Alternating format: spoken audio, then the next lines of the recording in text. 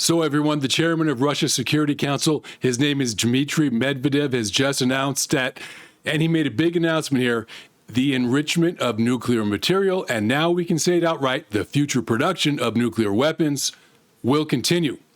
A number of countries are ready to supply Iran with their own nuclear weapons. So, let's talk about why this is almost an impossibility and why Israel and America are safe from seeing anyone supply Iran with nuclear weapons. All right, so first off, Dmitry Medvedev is hyperbolic. He's a politician. He's a former brief president of Russia. He's a former prime minister, and now he's the chairman of the Russian Security Council. He advises Putin on international matters, and he handles the publicity for them quite a bit. This man knows how to work an audience, and he definitely knows how to stoke fear. He's also said hyperbolic nonsense in the past, too. For example, here he is in June of 2022, where he claims that he doubts that Ukraine will still exist in 2 years. Yeah, that one has been proven wrong, right? But let's put his exaggerations and political prowess aside for a second because, to be honest, there's much deeper reasons to believe that Iran won't be receiving any nuclear warheads from anyone. I don't care who it is. Currently, there are 9 countries we believe have nuclear weapons.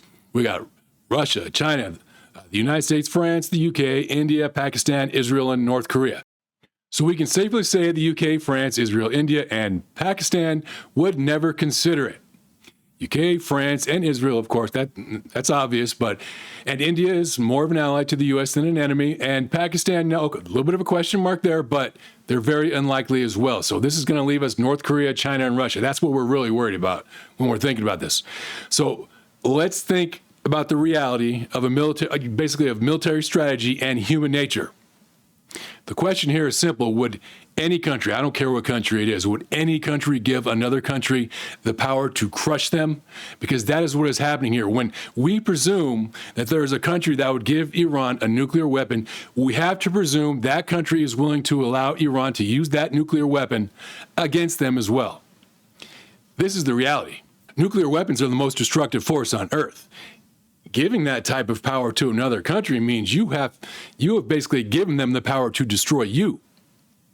While counting on their goodwill to not use it against you is insane. Nobody would do that. I mean, does this sound like it would happen anywhere in the world? I don't even care about Iran, Russia, China. Would this happen anywhere in the world? Iran, too, since we're on Iran, has one of the most extreme leaders of one of the most extreme regimes in the world today. Khamenei is borderline psychotic. I mean, this man has problems when Sunni Arabs around him are worried about his issues. You have your own religious ilk calling you out.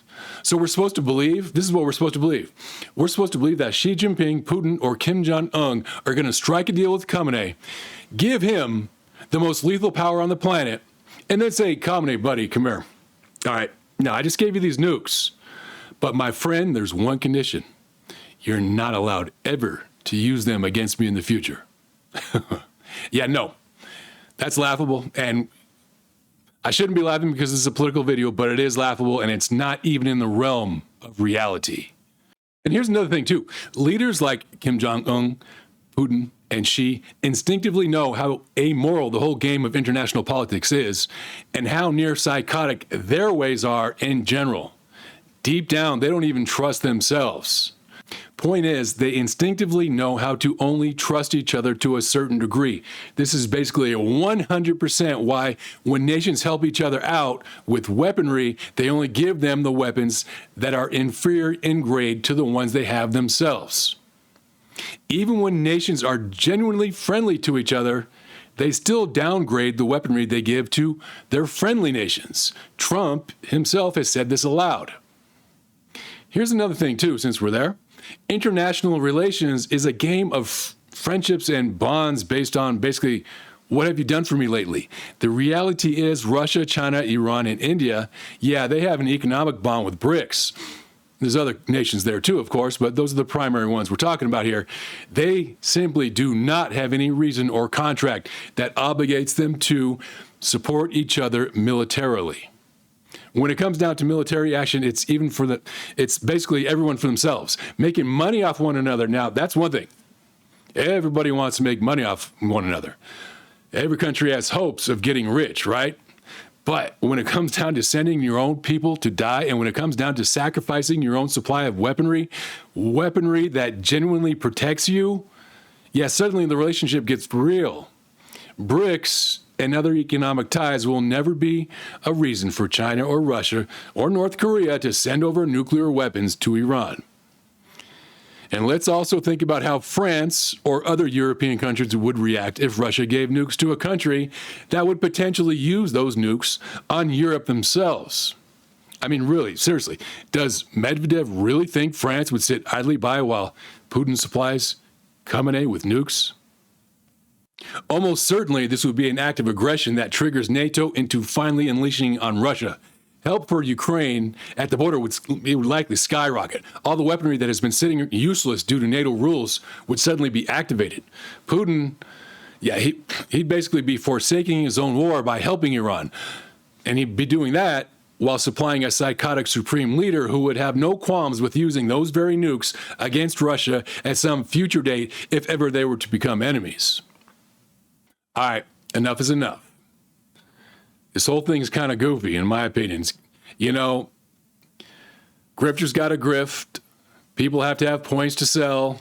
Everybody's looking for clicks. And war times are high in emotions, you know. It's understandable that people are going to take Medvedev for real. But he's not. He's basically Russia's version of a militant Jerry Springer at times. He's their propagandist at others. I mean, I don't mock the guy the way I would Jerry Springer, of course. Jerry was our first internet troll before the internet was a thing. He was a troll before trolling was a thing. But, you know, we can't take Medvedev too seriously. He has a history of hyperbolic statements. And like most people in high positions and with political experience, he's smart and calculated. He's high on Putin's list for a reason. He knows how to play the game. But nope. Nobody is giving anyone nuclear warheads anytime soon. It's self-defeating, it's somewhat suicidal, and it gives away the power that you have when you have a nuclear arsenal. Regardless of what any of these guys say, they don't trust each other enough to give anyone the power to destroy them themselves. All right, and away we go. I hope you liked it. See you in my next video.